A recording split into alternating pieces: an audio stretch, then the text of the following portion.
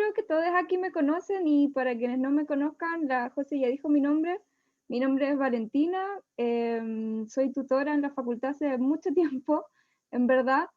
Creo que fui tutora de todas las personas que están aquí, o como sus generaciones respectivas al menos.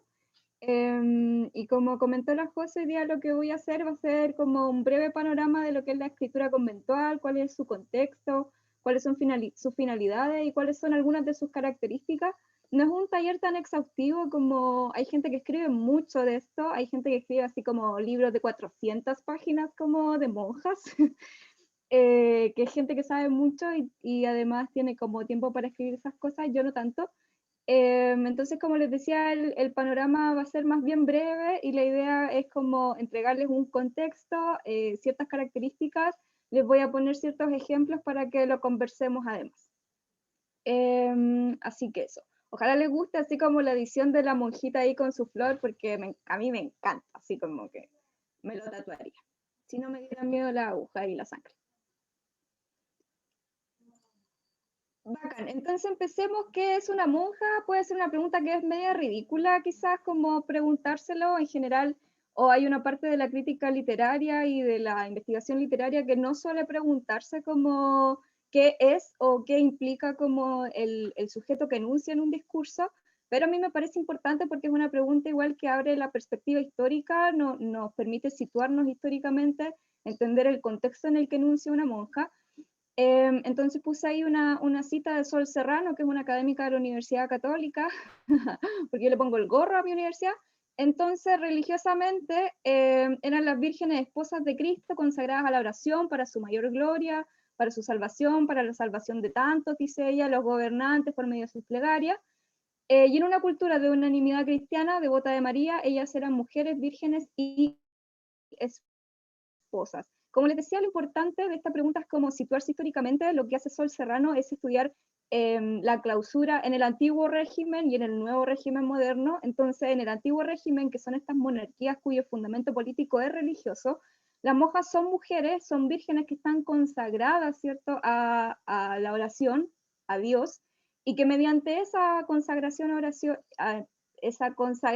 Dios, ¿cierto?, por medio de la oración, pueden salvar el alma de todos, incluyen la sociedad en la que ellas se contextualizan en el fondo. Por eso también hace esta mención a los gobernantes por medio de sus plegarias, ¿cierto? Como en el fondo nos permite entender que las monjas, ¿cierto?, tienen una función y un lugar específico en el interior de estas sociedades del antiguo régimen y que por lo tanto también son mujeres que tienen una importante legitimidad, como no sé si sabían, pero por ejemplo en los virreinatos y en las sociedades de América colonial ser monja no era cualquier cosa, ¿cachai? Como que ser monja implicaba primero tener plata para acceder como a las dotes y ser en el fondo y profesar como monja, y en ese sentido tener ese lugar privilegiado en la sociedad en la que se consagra la oración para la salvación de la sociedad, de las almas de la sociedad, y en ese sentido es un lugar súper privilegiado y así,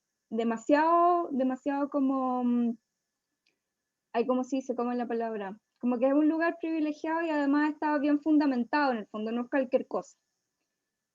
Eh, Esa es la meta, ¿cierto? Como consagrarse a la oración para la salvación de las almas, pero para lograr esa meta hay varias formas y una de esas formas es vivir una vida reglamentada. Las monjas no es como que entran al claustro y en el fondo como hacen lo que quieren y carretean, ¿cachai? Como no es así la vida de la monja. La vida de la monja es una vida reglamentada en la que tienen que hacer votos de pobreza, de clausura, de obediencia y de castidad. Son 4 votos, ¿cierto?, los que se necesitan para profesar. Y además se subentiende que esa vida reglamentada es la que finalmente las va a llevar a salvar las almas de quienes incorporan la sociedad en la que se insertan y también sus propias almas, como que hay un rollo ahí de una función que es social, pero también es una función íntima. Yo salvo mi alma a través de la consagración a Dios. Entonces esa cita es de Asunción Labrín. Asunción Labrín es como la rockstar de los estudios de las monjas. Yo siempre que la digo pienso en Avril Lavigne, no sé por qué, pero como, algo con el apellido, no sé. pero es una académica, me parece que es cubana, que ahora está haciendo como clase en Estados Unidos, bueno, siempre típico. Como les decía, es como la rockstar, como que si ella no lo ha dicho, no existe, ¿cachai? Y este es de un libro que es un libraco muy grande, que se llama Las Esposas de Cristo, la vida conventual en la Nueva España.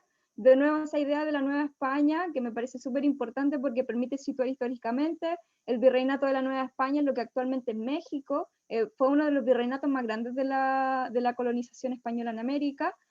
Y dice Asunción Labrín que tomar el velo en el claustro de un convento moderno en la época virreinal conllevaba un compromiso de fe de por vida para alcanzar el objetivo supremo de la salvación del alma.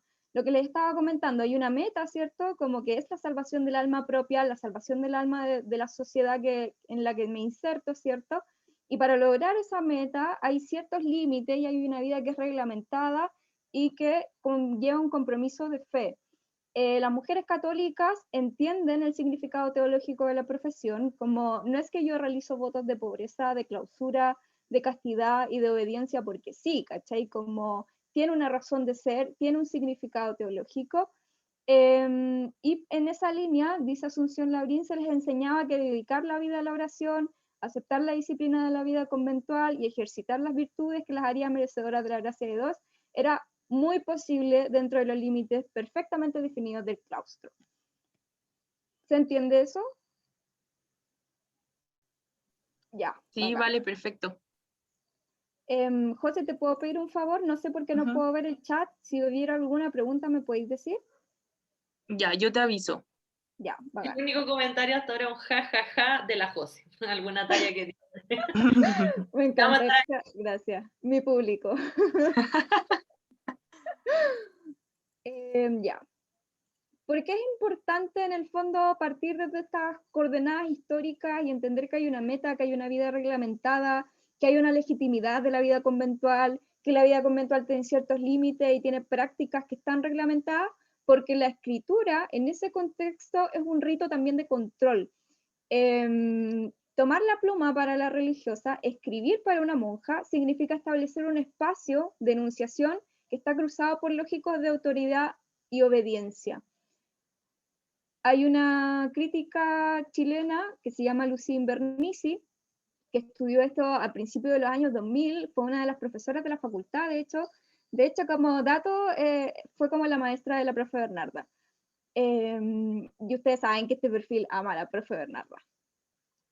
Esa crítica que es Lucía Invernizzi tiene un estudio sobre el discurso confesional en un epistolario de una monja chilena, y lo que me interesa rescatar de ese estudio es que ella dice que hay solo una característica que permite aunar todas las producciones, todas las producciones discursivas en el contexto del claustro, que es que estos discursos están motivados por autoridad eclesiástica. En el fondo es una escritura que no nace de la voluntad de las religiosas, no es como que la religiosa diga, mira, sabéis que estoy súper aburrida, voy a escribir, no voy a ir a misa, sino que son las autoridades eclesiásticas, es el cura, es el prelado, es el confesor, quien le ordena a la monja escribir con el objetivo de controlar su conciencia.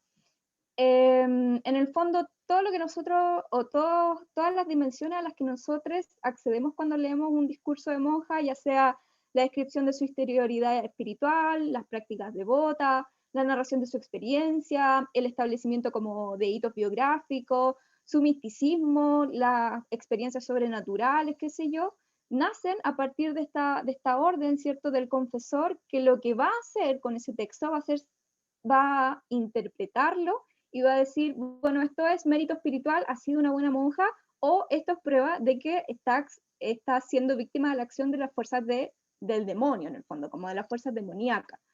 Y en ese sentido es una escritura que, como dice el título de la diapositiva, es un rito de control en el fondo. Como hay un ímpetu por controlar a la religiosa, por entender sus prácticas, por querer interpretar si estas prácticas son mérito espiritual o son acción de fuerza demoníaca. Por supuesto, y esto lo dice Asunción Labrín, por supuesto no todas las religiosas quieren o van a escribir, como no es que a todas se les indique. En general se les indicaba escribir a aquellas que dejaban entrever en el rito de la confesión, ¿cierto? Como en el sacramento, que tenían ciertas visiones sobrenaturales que no llegaban a entender, qué sé yo, y eso en el fondo daba el pie para que el confesor les exigiera un relato autobiográfico en el que van a interpretar si eso tiene sentido divino o tiene sentido demoníaco. ¿Vale? Entonces, ¿sí? Te preguntan aquí, el Ignacio, si una monja podría retirarse del claustro, si sabes eso. O sea, por ejemplo, yo creo que ahora sí, como bye, nos vemos. Yo sé, por ejemplo, en el caso de Sor Juana, y eso lo vamos a ver en la próxima semana, en el próximo taller, Sor Juana profesó primero como carmelita descalza, no le gustó, como, bueno, las carmelitas descalzas igual son duras, yo creo que no era lo que ella quería, se sale como del claustro y entra como jerónima. Creo que esa pregunta se puede responder dependiendo del contexto histórico. Yo no sé si una monja en la Alta Edad Media podía salir del claustro, ¿cachai? Porque además las posibilidades en general para las mujeres eran muy acotadas. Es como que, no sé, en la Edad Media, ¿cachai? Como no, ¿sabes qué? Como que profesé, pero ahora quiero ser ingeniero, como que no, no va a pasar, ¿cachai? Como quiero ser abogado, quiero, no sé, votar por Pamela Giles, como que eso no iba a pasar. Entonces, como digo, esa pregunta se puede responder dependiendo como del contexto. Creo que mientras más antiguo, o sea, si estamos hablando como de sociedades medievales o monarquías, ¿cachai? Con fundamento religioso, o los virreinatos de la colonia hispana, de la colonia hispana, son muchas menos las posibilidades de desprofesar que ahora. Como, no sé si respondo la pregunta.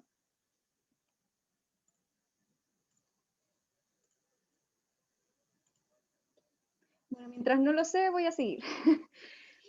Entonces, como dice ahí la diapositiva, hay una extensión de la práctica y del sacramento de la confesión. Asunción Labrín de nuevo explica que el hecho de que el confesor sea iniciador de los escritos es precisamente porque el origen de esta práctica espiritual está en la ejecución del sacramento de la confesión. En la confesión podían quedar cosas pendientes, podía quedar cosas no bien desarrolladas, ¿cachai? Como lo que les comentaba a propósito de estas vivencias sobrenaturales, de estas experiencias místicas que a lo mejor no tenían un mayor desarrollo o no tenían como una mayor explicación así en el sacramento cara a cara. Entonces la escritura de estos relatos autobiográficos se inicia y nace y se origina en el sacramento de la confesión. Por lo que los relatos autobiográficos de las religiosas supusieron la extensión del confesionario, ¿cierto?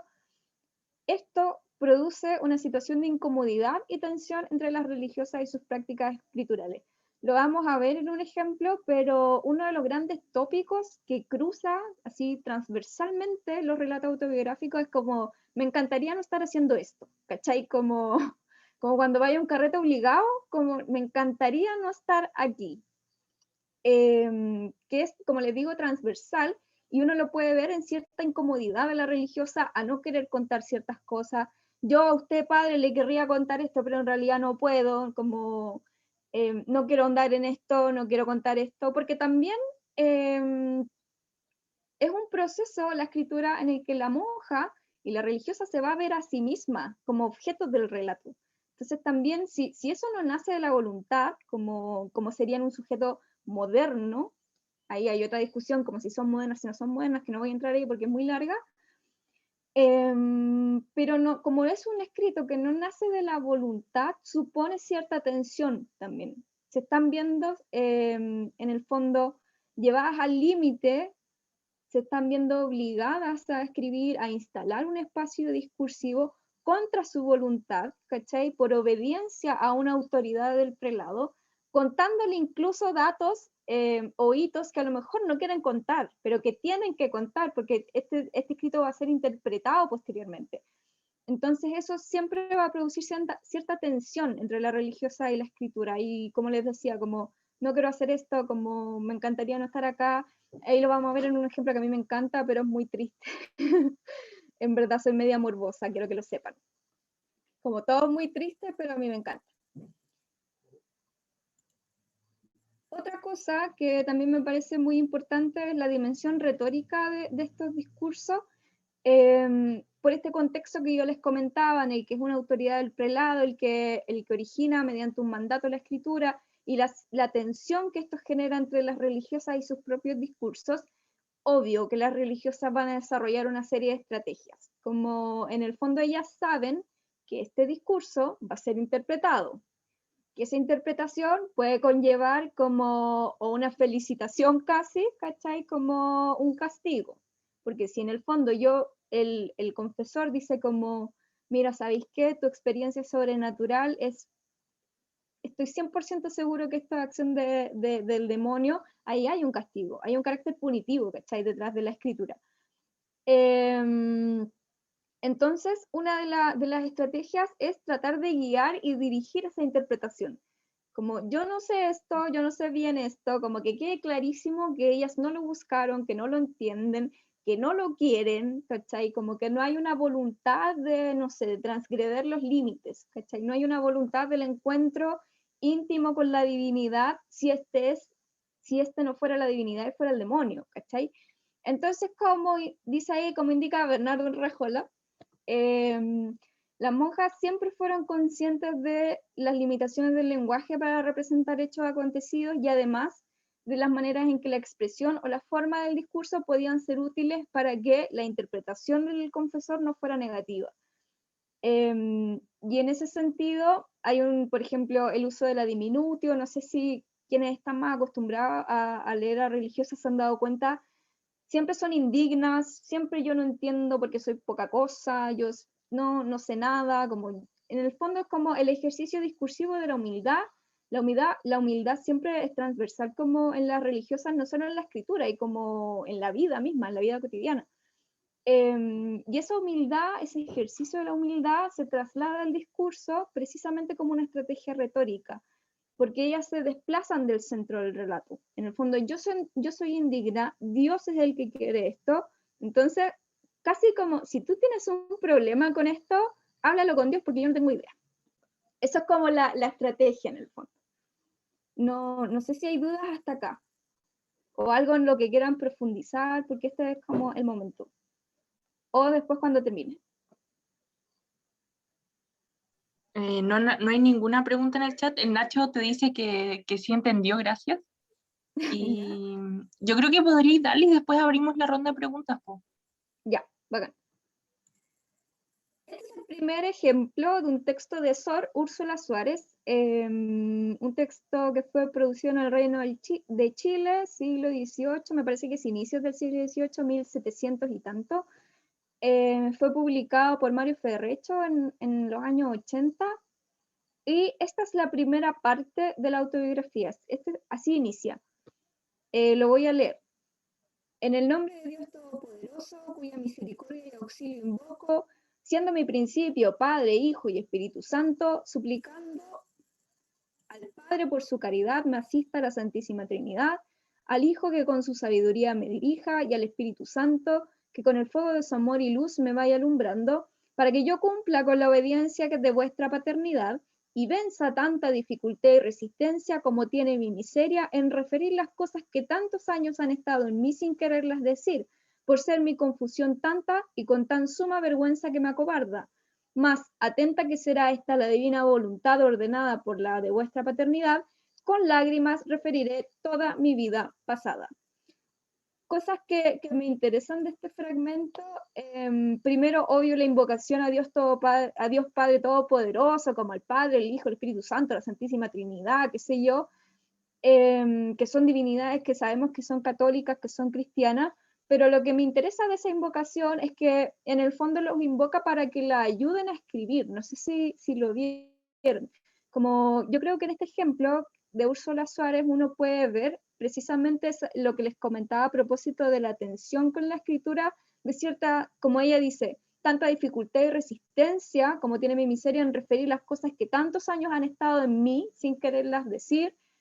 Se evidencia, como les decía, esa tensión con la escritura, ese tópico de no quiero estar acá así por nada del mundo, como me encantaría no estar haciendo esto, pero al mismo tiempo también hay una explicación de por qué ella tiene que escribir, que son estas interpelaciones directas al confesor, con la obediencia de vuestra paternidad, en el fondo. Yo tengo que cumplir con la obediencia de usted, padre, que me pidió que yo escribiera mi vida, que yo por mí no lo haría porque tengo dificultad, porque tengo resistencia, porque me siento miserable, porque tengo confusión, tengo vergüenza, pero como esto nace de la voluntad de una autoridad eclesiástica que me manda a escribir mi vida, y a mí me encanta ese final, con lágrimas referiré toda mi vida pasada.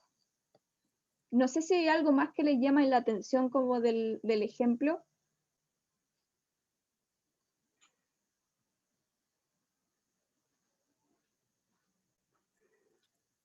¿No?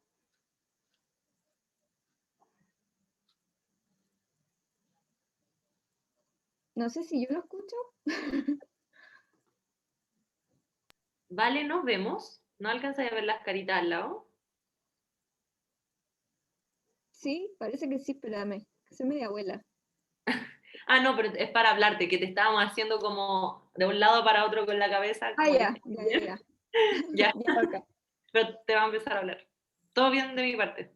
Ya, bacán. Bueno, entonces como recapitulando a propósito del ejemplo, se ve una tensión con la escritura, ganas de no hacerlo, como no quiero ver mi vida pasada, también como no quiero verme objeto de mi propia escritura, como hay una, lo que les decía, como esa acción o de verse en el espejo del discurso, ¿cierto? Como de, en el fondo de tener que autorretratarme para un otro en el contexto en el que este otro me va a juzgar, ¿cachai? Y en ese sentido está ese discurso de cierta confusión, de miseria, de vergüenza, pero pese a que me pasa esto, tengo que hacerlo porque es una orden, porque usted en el fondo me mandó a hacer esto, porque usted es la autoridad, y en ese contexto de tensión y de autoridad y de obediencia, le pido así toda la ayuda a Diosito para vencer el temor en el fondo, para en el fondo ponerme a escribir. Otro ejemplo, esta es Santa Teresa de Jesús, Santa Teresa de Ávila. No estoy...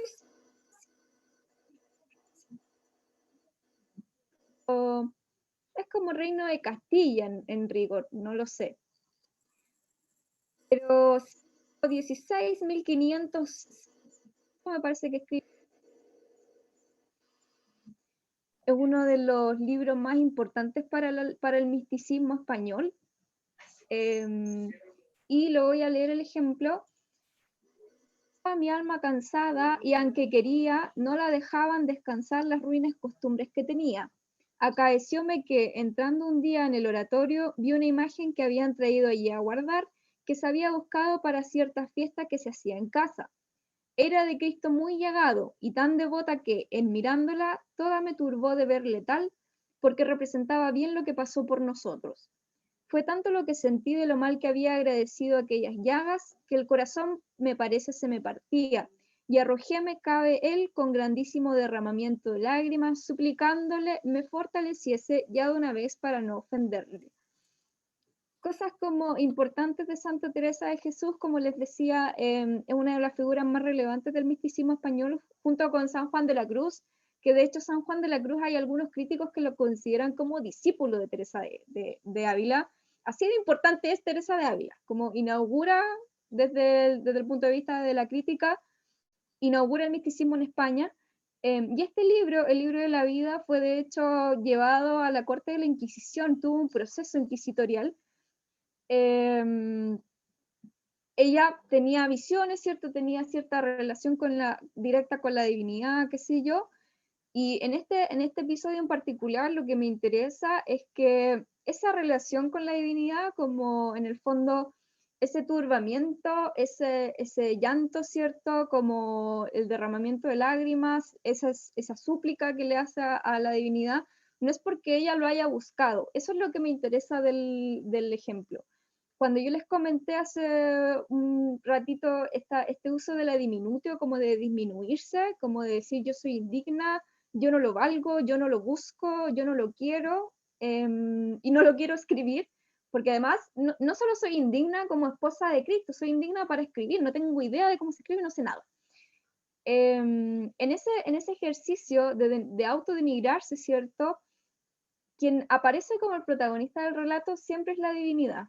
Es Jesús, es Dios, es el Espíritu Santo quien busca a las religiosas, quien ilumina sus almas, quien en el fondo les entrega estas mercedes o les entrega estas visiones místicas, les entrega estas experiencias sobrenaturales, y ellas aparecen en el relato como agente, o sea, no como agente, sino como un sujeto pasivo frente a la divinidad, que es quien es el agente de la narración. No sé si se entiende eso. A mí me parece que en este ejemplo se ve porque, claro, no es que ella haya buscado que la figura de Cristo llegaba y estaba ahí. No es como, hoy estaba súper aburrida, entonces fui a buscar iglesia por iglesia como una imagen que me diera pena. No es así. Es, en el fondo, llega esta imagen y es la imagen la que provoca cosas en la religiosa que ella no buscó y que ella apenas se entiende, pero las pone ahí porque es importante en el fondo. Eso, y último ejemplo, obvio, Sor Juana, porque también quiero hacer spoilers como del próximo taller. Sor Juana Inés de la Cruz fue una monja novohispana de la Nueva España, siglo XVII, 1600.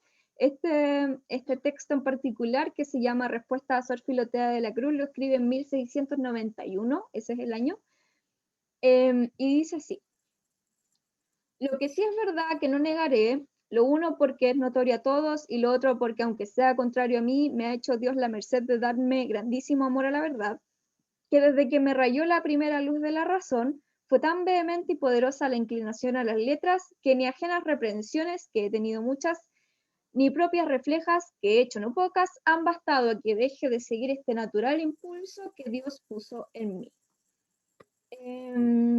Lo que es interesante de Sor Juana es que ahí no hay como, no hay una idea de que tiene experiencias místicas, no es una relación con la divinidad. Lo que ella está defendiendo es una relación con las letras, es una relación como con el quehacer intelectual. Y en esa línea lo que hace es usar el mismo tópico de las religiosas de yo no lo busqué, yo no lo quiero, como yo incluso he negado, he renegado de esto porque entiendo que está mal, pero es Dios quien puso este natural impulso en mí. Ahí de nuevo hay como un desplazamiento del centro del relato. Se instala, ¿cierto?, la divinidad como quien entrega las mercedes, como quien entrega los bienes, como quien busca estas almas, ¿cierto?, como que no llegan a entender lo que está pasando, que tiene que quedar clarísimo, como clarísimo que yo no entiendo ni busco esto. Pero en el caso de Sor Juana, como les decía, ese desplazamiento no tiene que ver con experiencias místicas ni con experiencias sobrenaturales, como en el caso, por ejemplo, de Santa Teresa de Ávila, sino con el quehacer intelectual, como la búsqueda de las letras no sacras, precisamente. Entonces, síntesis, la escritura femenina monacal constituye una práctica discursiva que debe ser analizada tomando en consideración esa específica situación de enunciación que yo les comentaba al inicio del taller, la orden de los confesores.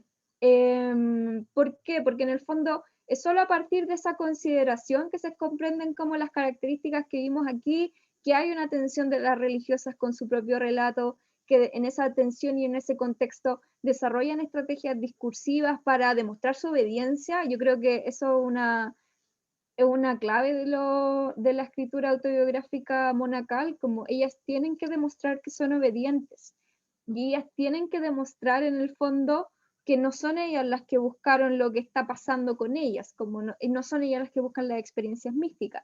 Y en ese sentido se construye un sujeto que es cristiano, ¿cierto? Que es el propio de las religiosas, pero se autoaniquilan en el propio relato, se desplazan del centro. Pareciera ser que estas vidas en general no son como la biografía o la autobiografía de las religiosas, sino como la historia de cómo Dios las buscó y la historia de cómo Dios ha entregado una serie de bienes y una serie de mercedes que ellas no sabían que necesitaban, no buscaron, no entienden. Y esas estrategias retóricas dialogan siempre con la situación de enunciación en la que sus relatos van a ser juzgados, van a ser interpretados por las autoridades eclesiásticas. Y aprovecho el tiro como de extender la invitación a la próxima semana. El próximo taller es de Sor Juana. ya les había hecho como el spoiler, pero lo que me interesa de este taller es que queden claras como esas líneas, la situación de enunciación, las características y las finalidades sacramentales de la escritura de las monjas, que tiene que ver con el sacramento de la confesión, para acercarnos a Sor Juana y ver cuánto se cumple y cuánto no se cumple, porque para quienes no la conocen, es una monja que ha sido leída como excepción a la regla y que ha sido incluso levantada como un ícono feminista por esa excepción a la regla. Eso. Bacán, vale, gracias. Ahora vamos a empezar con las preguntas para que vayan levantando sus manitas. Oye, vale, qué clara. ¿Y el audio? ¿Sabes qué? Guateó así como un minuto y perfecto. Fue Que no maravilloso. me moví. Muévete ahora como voy a responder por el chat a ti, Claro. en el ángulo que se escucha. Alguien se va. Sí, dice, pucha, Em, no me puedo quedar para las preguntas, pero está muy interesante y muchas gracias. Y vale, Igual gracias por todo. de repente hablo muy rápido, como que yo pensaba que esto me iba a demorar mucho. Eres rápida, sí. Yo tengo preguntas, pero. Ah, mira, ahí está la Sofi. Ya, me encanta. Ya. Vamos a Eh, empezar con la Sofi y después hay una pregunta de la Catita en el chat. Dale, ya. Sofi. Hola. Oye, quería saber un poco más en detalle los temas de los que hablaban los textos, y en particular si es que tocaban temas como, porque me imagino que podría haber sido así, temas medios prohibidos, como más eróticos, no solamente como apariciones, ponte tú, como cosas que para esas mujeres estaban prohibidas dadas sus decisiones de estar en un convento. Eso, como los temas. Ya. Con respecto a los temas, como les decía, hay ciertos tópicos que son transversales, como hay una crítica que se llama Doris Bienco, que trata como de las vinculaciones que se pueden hacer entre estas escrituras autobiográficas y las hagiografías. Las hagiografías son discursos de vida de santos, como que no lo escriben ellos, sino que lo escribe otra persona sobre el santo, ¿cachai? Entonces hay ciertos tópicos que sí o sí las religiosas van a tocar, que es como, no sé, casi todas tienen como vocación temprana, ¿cachai? Como casi todas dicen como, no, desde que rayó la luz de la razón en mí, que quiero ser monja, ¿cachai? Casi todas padecen enfermedades, por ejemplo. Enfermedades que en general son como mensajes de Dios para que ellas entiendan cuál es su destino, ¿cachai? Hay otros temas, por ejemplo, el vencimiento de sí misma. Yo era vanidosa, ¿cachai? Yo tenía mal carácter, esto lo va a decir sobre todo Teresa de los Andes, como yo tenía mal carácter, era llorona, era enojona, ¿cachai? Era mamona, era regalona, pero me vencí, ¿cachai? Como tengo ese valor, tengo como esa cualidad espiritual, ¿cachai? Siempre también hay otras a los que las persiguen, ¿cachai? Como dicen, como, no sé, como cagüines de claustro, ¿cachai? Como la hermana tanto dice que yo y yo no, ¿cachai? Como ese tipo de cosas. Y con respecto a temas eróticos, yo no lo he visto como explícitamente. Creo que el erotismo tiene que ver más como con otras escrituras que se escribieron por fuera de los conventos, como por fuera de los límites del claustro, que son más bien de las beguinas, por ejemplo, en la Alta Edad Media, 1200 y tanto en adelante, incluso un poco antes como Hildegarda, que es del siglo XI, si mal no recuerdo, que es como uno de los hitos como del inicio de la escritura mística, y como te digo, una mirada más bien erótica con la relación, siempre la relación con la divinidad, creo que está más patente en esas escrituras que son por fuera de la institución católica, como las beguinas, por ejemplo. Eso no sé si contesté tu pregunta. Y qué duro eso de vencerse, sí, sí, o sea, como no sé, también lo vamos a ver, pero por ejemplo, en su propio relato autobiográfico, Sor Juana dice que a ella le interesaba tanto aprender a leer que cuando era chica le gustaba, no sé, no me acuerdo si es el queso, ¿cachai? Pero le gustaba mucho el queso, pero ella quería tanto aprender a leer que se automartirizaba no comiendo nada que le gustara, ¿cachai? Como actitudes estoicas en el fondo, como yo sé que tengo estos gustos, yo sé que tengo estas características, que este es mi carácter, pero yo me venzo a mí misma porque es parte de mi camino espiritual y es parte de mi camino de perfeccionamiento.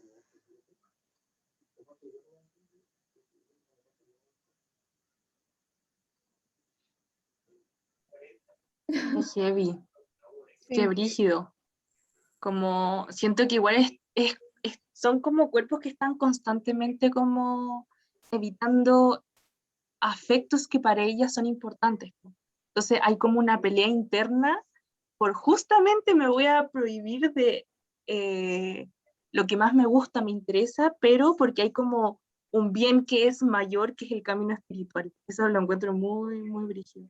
claro, es como la distinción entre el cuerpo y el espíritu, ¿cachai? Como el cuerpo en el fondo, la realidad física de estas mujeres implica un anclaje al mundo, ¿cachai? Y ellas se tienen que despedir del mundo terrenal, ¿cachai? Que el mundo es la vanidad, el mundo es Claro. el gusto, el mundo es el mal carácter, ¿cachai? Y como decís tú, la renuncia a ese mundo implica el acercarse a otro tipo de experiencias que son las experiencias espirituales, la Claro. experiencia de la divinidad, la vida eterna incluso, ¿cachai? Como un poco los que les comentaba al inicio del taller, como que las monjas son mujeres que están altamente legitimadas como mujeres que trabajan y se dedican a Dios porque ellas quieren acceder a bienes espirituales.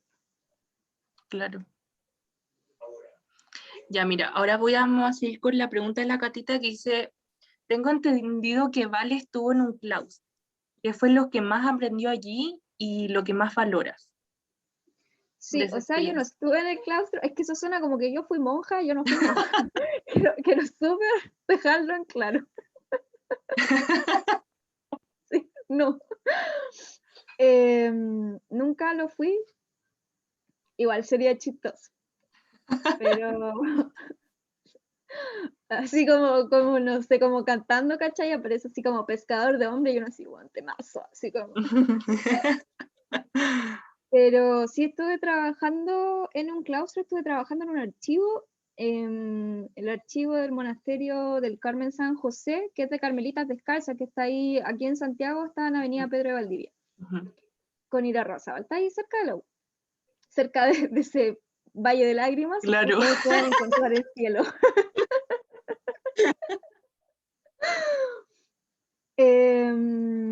¿Y cuál era la pregunta? ¿Qué fue lo que más aprendí? O sea, uno aprende muchas cosas, como que no sé, igual a mí lo que más me gustó de esa experiencia es como trabajar con gente viva primero, como algo que no se hace mucho como en la facultad en general, no sé, yo siempre Claro. le digo como a los primeros, a los mechones, así como ustedes leen pura gente muerta, porque es verdad, como de hecho, cuando es al revés, cuando como que alguien muere, uno dice como, oh, estaba vivo, así como, y a mí me pasó cuando murió Claro. Gerard Genet, como, Ya. como que la Bernarda me dijo, oye, ¿supiste que murió Gerard Genet? Y yo sí estaba vivo.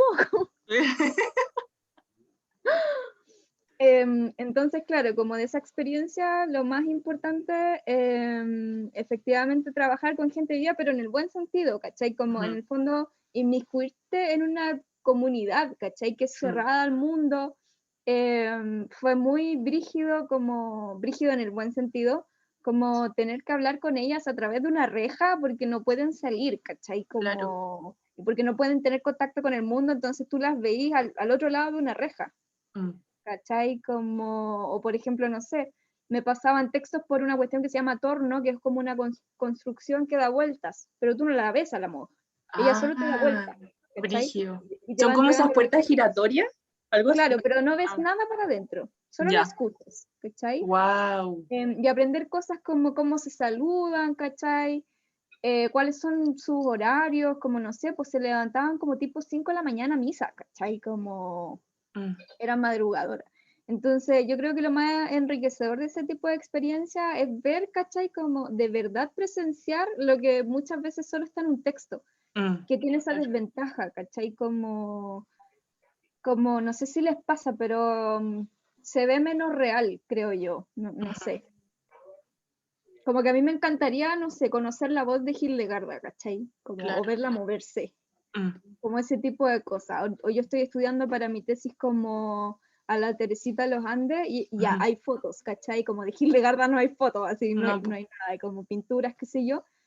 Pero igual es una foto, como que tú no la ves moverse, ¿cachai? Tú Mm. no escucháis su voz, no la veis como cuando, no sé, pues veis los trazos de las libretas, no viste ese lápiz, ¿cachai? Moverse, qué sé yo. Entonces creo que lo más bacán de esa experiencia, como digo, es como verlo en real, ¿cachai? Mm. Como cómo se mueven, cómo hablan, sus voces, ¿cachai? Verla salir, por ejemplo, a las 10 me parece, no me acuerdo, es que para esas cosas tengo pésima memoria, pero para aprenderme como los cagüines, así como memoria llena. Pero había una hora en la que yo estaba sentada como por fuera en el archivo y yo las miraba pasar por el pasillo a la misa, ¿cachai? Como Ya. que tú las mirabas ir en fila, ¿cachai? Como siempre en la misma posición, como... Y era muy brígido. Como, y Mm. además que las carmelitas descalzas tienen como el, ¿cómo se llama? El hábito, lo tienen hasta acá, ¿cachai? Como que tú no le ves nada a Mm, la monja, tú le ves la cara, solo la cara. El claro, cuello, nada, así, adiós. Todo brígido. tapado. Mm. Ya. Javi, tú tenías la manito hace rato también. Hola. Hola. No, oye, vale, quería decirte que me encantó el taller y el acercamiento, como decir que era una monja, demasiado necesario, porque no Ujú. cachaba nada como de la cuestión de la meta y como que ellas servían para salvar las almas de las otras personas. Y igual me crié de una manera así como súper hereje y todo, entonces no cacho esas cuestiones que son de sentido común y fue muy bacán. También fue súper sorpresivo porque las monjas en el mundo eclesiástico o religioso, la mujer es justamente el que más escritura produce. Entonces Mm. fue muy chocante, como casi me produjo desazón, cachar que no era una relación así como de amor estrechamente con la escritura, Claro. sino que, no sé, pues esta autoridad patriarcal, es decir, como que también logró inmiscuirse dentro de los textos. Entonces, gracias por eso, encontré bacán la investigación y me dieron muchas ganas como de revisar más. Y tenía una pregunta que quizás como muy tangencial, pero me va a hacer rollo. Quería preguntarte si las monjas, cuando tú dijiste que ellas tenían como ciertas estrategias textuales, retóricas, para dirigir la interpretación de, bueno, no sé si los confesores, pero la autoridad eclesiástica, ellas, son dos preguntas, como, ¿qué tan sincera era esa subordinación a esas autoridades eclesiásticas? En el sentido de que yo confío que ellas eran, creían muy sinceramente en Dios y la divinidad y todo el cuento, pero otra cuestión es como el poder mediado por personas de verdad, que me encima son hombres, y que son los que están mediando su escritura. Y desde ese como grado de sinceridad con la autoridad, si es que ellas, para conocer o desarrollar estas estrategias textuales, podían cahuinearse entre ellas como, o leerse entre ellas. Las monjas podían leer los relatos autobiográficos de monjas anteriores, ¿cachai? Como jugar así como, chucha, esta la quemaron y esta se salvó, como Mm, que voy a usar esta en la mano. claro. Es súper burdo mi manera de preguntarlo, pero si es que se dan como esa clase de estrategia en ese mundo. Ya. Primera pregunta, claro, mira, en el estudio que hace la profe Bernarda, ella estudia, perdón, que bueno, la amo.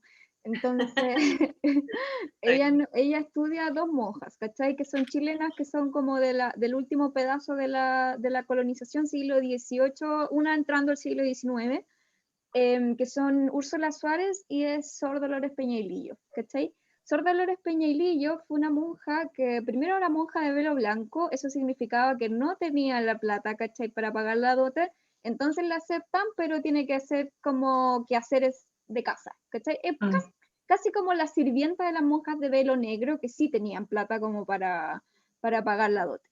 ujú. Y ella tiene un epistolario que se mandaba con su confesor, ¿cachai? Cosa importante, el confesor puede no ser solo uno, pueden tener más de uno. Entonces puede tener uno de cara a cara y puede tener otro que le dice, oye, escríbeme tu vida porque quiero saber esto, esto, esto. Entonces, Sor Dolores se ve en la encrucijada en el que ella le está mandando cartas, ¿cachai? A su confesor porque le quiere contar cosas, qué sé yo, y a la par le quieren poner otro confesor, ¿cachai? Que ella no está como muy segura de eso, no quiere ser, se niega, ¿cachai? Como que se resiste un poco. Y una de las cosas que le dice, como que dice textualmente, es como, nosotras las monjas tenemos que creer que los confesores son autoridad como, y que tienen como más autoridad con Dios que nosotras, ¿cachai? Como tanto Sor Dolores como Sor Úrsula defienden su relación con Dios directa, ¿cachai? Ya. Pero lo hacen velada, ¿cachai? No pueden decir explícitamente como estoy súper en contra de lo que tú estás diciendo, me da lo mismo, quémame, como obvio que no lo van a decir, ¿cachai? Obvio que no lo van a decir, pero sí son conscientes ellas dos, ¿cachai? Que son como portadoras de un tipo de conocimiento que los confesores no, porque es muy curiosa esa distinción, es muy como hombre-mujer, privado-público, como los Claro. confesores tienen un tipo de conocimiento que es letrado, ¿cachai? Ellos leen la Biblia, ellos son los encargados de establecer sus visiones teológicas, ¿cachai? La monja jamás va a poder inmiscuirse en ese tipo de discusiones, por eso también quemaron la cantidad de mujeres que quemaron en la Edad Media, ¿cachai? Por inmiscuirse precisamente en discusiones teológicas. En cambio, la monja tiene otro tipo de conocimiento, ¿cachai? Que no es mediado, que es directo con la divinidad, y ellos un poco la defienden, ¿cachai? Como, por ejemplo, no me acuerdo cuál de las dos, si Úrsula o Dolores, tiene este tipo de experiencias sobrenaturales, y el confesor como que le dice, en verdad no, ¿cachai? Como eso no te está pasando, como eso no existe, no puede ser real. Y ella también se siente como un poco tensada porque dice como, ¿por qué va a ser poco real? Porque me lo dice este loco, así como, Claro. ¿cachai? Claro. ¿Quién Entonces, eres vos? ¿quién eres tú, cachai? Dios a ti no te eligió, ¿cachai? Como, a ti no te habla, a ti no te Sí. llama, ¿cachai? Eh, Siento que no es te como una pesca. canción de reggaetón. Sí, sí. Como si no le contesto se desespera. Pero en el fondo es eso, como también hay un tipo de conocimiento que es de ellas, ¿cachai? Que tiene que ver con una relación muy específica y poco mediada con la divinidad, que de pronto se ve objeto de burlas, incluso objeto de críticas por parte del confesor que tiene otro tipo de conocimiento, ¿cachai? Que es letrado, que es teológico. Y la otra pregunta se me olvidó, perdón. Era como esto de tener que construirse Ah, estrategias textuales para dirigir la cuestión, ¿sí? ¿Te acordaste? ¿O lo digo entero? sí, me acordé. No sé si se leían como de forma contemporánea, ¿cachai? Así como, no sé, estamos las tres con la José, tú y yo en un claustro, ¿cachai? Como te mandan a escribir y tú me decís, bueno, así como que escribiste ayuda. No sé si así, ¿cachai? No sé si de forma contemporánea, pero sí sé que la lectura en los claustros tiene que ver precisamente como con modelos de santidad y modelos de religiosa, ¿cachai? Como cartas pastorales, ¿cachai? Las visitas de los obispos que van y dan discursos de cómo tiene que ser una religiosa, ¿cachai? Como, por ejemplo, el libro de la vida de Teresa de Ávila en algún momento fue casi como un bestseller, ¿cachai?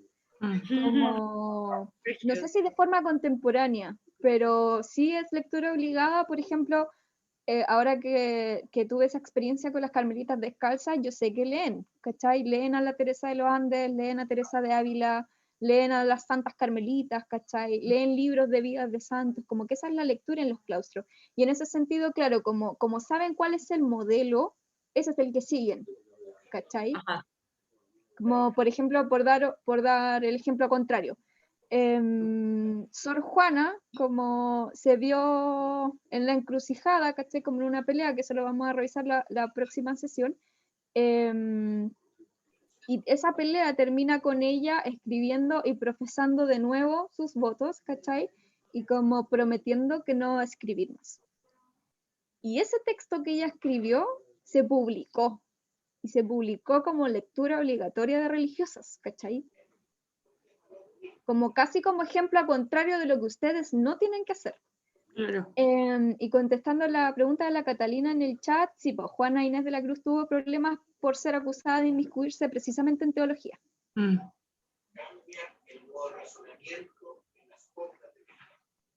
La Dafne creo que tiene la voz, o sea, la voz Sí, levantada, la mano levantada. Oli, hola. oye, no puedo poner la camarita porque no me quiero y tengo BTR, así que se va a caer el internet. Pero quería agradecerte mucho, Vale, por el taller y qué felicidad ver tu carita de nuevo, aunque no puedas ver la mía. Y quería hacer el alcance de que me gustó mucho que mencionaras a Teresa Dávila porque el semestre pasado con un compañero, el Mauri, estuvimos todo el ramo de Picón investigando de Teresa para una ponencia. Y claro, había muchas, muchas marcas textuales de yo que nada sé, que soy ignorante, porque las mujeres somos ignorantes, está muy presente en el texto. Yo no leí el libro de la vida, pero leí El Castillo Interior. Igual es muy bueno. Así que eso, muchas gracias y me tengo que retirar ahora. Nos vemos la otra semana y ojalá con camarita. Nos vemos, Dafne, un abrazo. Estén bien, un abrazo. Sí, o sea, el caso de Teresa de Ávila igual es interesante porque cacha que la loca te escribe 3 libros y en los 3 libros te dice, ay, que yo no sé escribir, ¿cachai? Como yo que soy tan ignorante que te escribo así como la doctrina, ¿cachai? Porque Claro. además si ustedes van al libro de la vida, el libro de la vida tiene un momento en el que deja de ser una autobiografía y empieza a ser como un texto de doctrina, ¿cachai? Como de cómo se debe orar, ¿cachai? ¿Cuáles son esos grados de la oración? Cómo el alma va pasando como de estado a estado, ¿cachai? Y además te arma como una metáfora preciosa que es como con tipos de riego, ¿cachai? Mientras más en los primeros grados de la oración te cuesta mucho regar, ¿cachai? Porque tenéis que ir con tu balde a sacar agua del pozo, qué sé yo. Y ya en el último grado de la oración, como eres un alma así más connotada que la mierda, como que llueve, ¿cachai? Porque Dios se super premia y llueve, y tú no te tienes que esforzar en nada, porque ya alcanzaste el último grado de la oración, ¿cachai? Entonces eres como un alma bacán. Y ese texto, que está en la mitad de una autobiografía, como que Teresa de Ávila te dice, no, bueno, yo que no sé escribir, ¿cachai? Como... y te escribe la mansa doctrina, ¿cachai? Sobre la oración. Había otra pregunta en el chat, pero la hizo el Nacho hace mucho rato, que preguntaba qué clase de sanaciones pueden haber en un claustro. ¿De sanciones? Ah, sí, sanciones, perdón. Pucha, hay unas que son como, se las diría, pero son como nivel Salfate, ¿cachai? Como cero bibliografía así crítica, es como fuente de Wikipedia. Claro, lo que se dice. Claro. Pero, no sé, por ejemplo, la profe Bernarda una vez me dijo que a las monjas les daba tifus porque uno de los castigos era como lavar los baños con la lengua. ¿Cachai? Como asqueroso. No sé, ser sirvienta de otras, ¿cachai? Como castigada con ciertas acciones, ¿cachai? No podías hacer esto. Claro. En general se recluían también, o sea, como la idea está de la celda, ¿cachai? Como que no son piezas, no son así como, oh, vamos a mi pieza, es una celda, como que esa es la metáfora, una metáfora carcelaria incluso. ¿Cachai? Entonces, hasta donde sé, esas podían ser como las sanciones. O, por ejemplo, a la Úrsula Suárez, en un momento la castigan y la castigan con tener que besarle los pies a todas sus hermanas y tener que lavárselos, ¿cachai? Como para que practicara la humildad, por ejemplo. Qué heavy. Sí, en general creo que eran cosas como con el cuerpo, ¿cachai? Como, claro. Creo que en la misma lógica que comentábamos un rato, como el cuerpo tiene que ser denigrado y tiene que ser como maltratado para acceder a bienes espirituales. Claro. ¿Alguien más, Chiquis, tiene otra pregunta?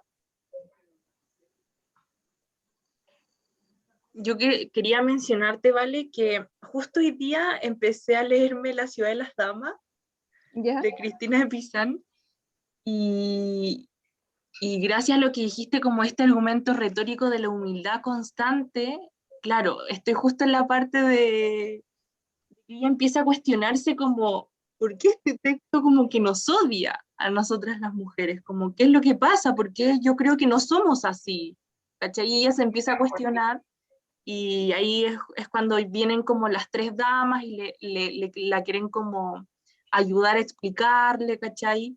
Y que le dicen como, no te cuestiones lo que realmente sientes y crees, porque hay veces que la gente se equivoca en lo que dice, y como que literal le dicen eso. Y bueno, ella también se lamenta mucho al principio en el sentido de que dice,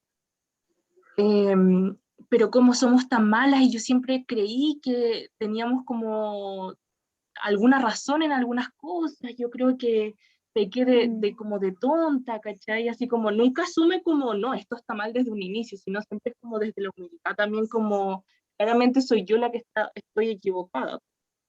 Claro, como no es que esté mal, es que yo soy tonta, no entiendo. Claro. Necesito Sí, que alguien me explique, ¿cachai? ujú, Como decís tú, pues esas estrategias retóricas como de la diminutio, ¿cachai? De yo soy súper obediente, como yo no entiendo esto, ayuda, por favor, no me quemen, ¿cachai? Como ese tipo de estrategias retóricas que uno puede rastrear de forma transversal en los textos. Por ejemplo, la claro. Teresa de Ávila vuelve una y otra vez, una y otra vez. Mm, A mí me encantaría que esto se entendiera, pero sé que no se entiende bien porque yo soy mujer y además no soy dada para las letras, ¿cachai? Como claro. no sé escribir, como va en la página 400 y sigue insistiendo en que no sabe escribir, ¿cachai? Como una y otra vez, Mm, como medias recursivas igual. claro.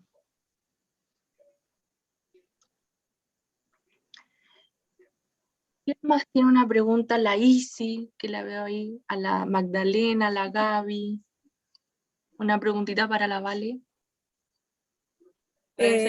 No, yo no, ninguna pregunta, solo muchas gracias por el taller. Los talleres que se saca Pía son siempre muy buenos. Y quedé con muchas ganas de leer escritura conventual. Nunca me he acercado así, nunca me había dado la curiosidad y ahora sí picó, así que voy a buscar. Bacán. Gracias. Oye, les Sí, tengo lo un dato mismo. a propósito de eso. Si ustedes van como a la página de bibliografías básicas, ¿la han usado? ¿No? No, ¿Quieren que les... Ahí ya. está el texto de la Úrsula Suárez, está disponible, como que ustedes se meten y lo leen. Ah, Les voy a compartir pantalla, espera. ya, bacán.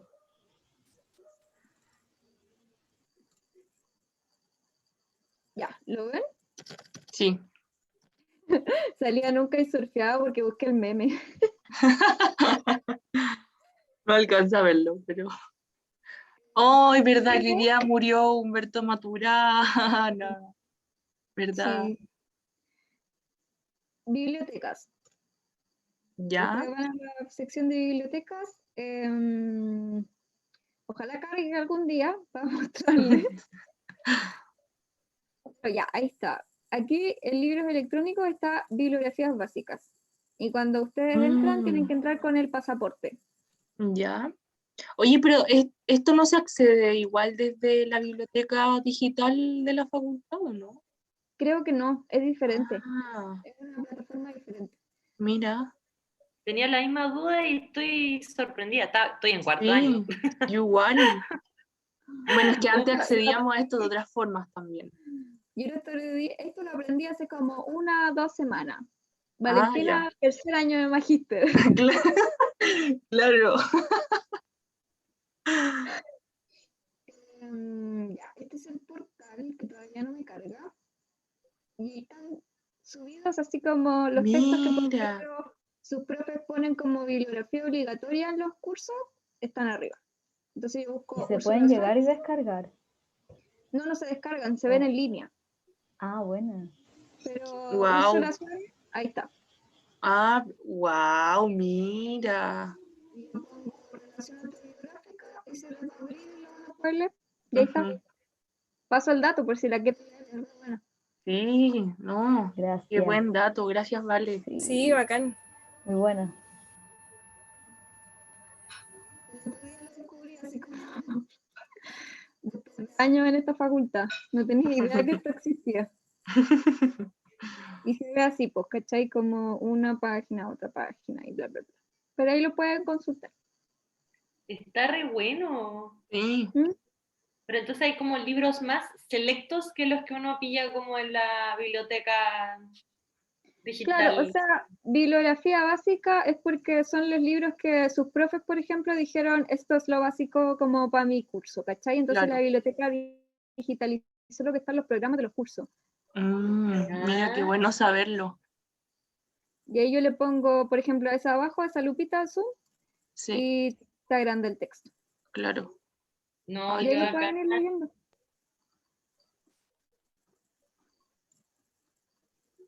Muchas Qué bacán. gracias, Val, no esperaba Sí. algo como...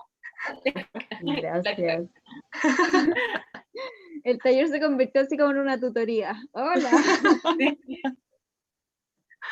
Y quedó grabado, vamos a avisar que Sí. lo último... Oye, yo tengo una pregunta de alguien que cache más o menos. Yo es primera vez que estoy grabando. ¿Alguien sabe cómo parar la grabación y que se me empiece a guardar? Se te va a Si empezar se a va a convertir guardar, cuando termines eso. la reunión. Y tienes que Ah. dejar que se convierta el video. Va a decir como convirtiéndose un rato, tenés que dejarlo tranquilo. Ah, pero no hago nada. Solo se va a cerrar y se va... O sea, lo puedes Te va a- poner como detener y ya no se va a seguir grabando. Y cuando se termine la reunión, va a convertir hasta donde graba. Ah, ya, súper. Ya, bacán. Ya. Oigan, ¿alguien tiene otra pregunta antes de ir cerrando? Yo quedé pulento. Ya, bacán. Y Ya, yo pues, también vale. quedé con ganas de seguir aprendiendo, así que gracias. Bueno, el otro jueves nos vemos, po. Sí, aguante Ujú. Sor Juan. Sí, vamos a como profundizar en eso que les decía, como ahí hay un relato, pero ella lo que defiende no es misticismo, ni a Dios, ni nada, ella lo que defiende es como su vocación intelectual, como lo que Claro. ella quiere aprender, ¿cachai? Ujú. Ya, súper. Démosle. Ya, po, que estén muy bien. Gracias, Vale, por querer hacer un taller con Pía. Gracias a todas por venir. Y nos vemos el otro jueves. ¿Ya? No, Sí, no, nos Nos vemos. vemos. no se lo pierdan. Ya. Nos vemos, Que chaito. vayamos. Chao, Chao. gracias. Chao, que Que estén estén bien. bien. Chao. Nos vemos. Chaito. Chao. Que estén muy bien, gracias.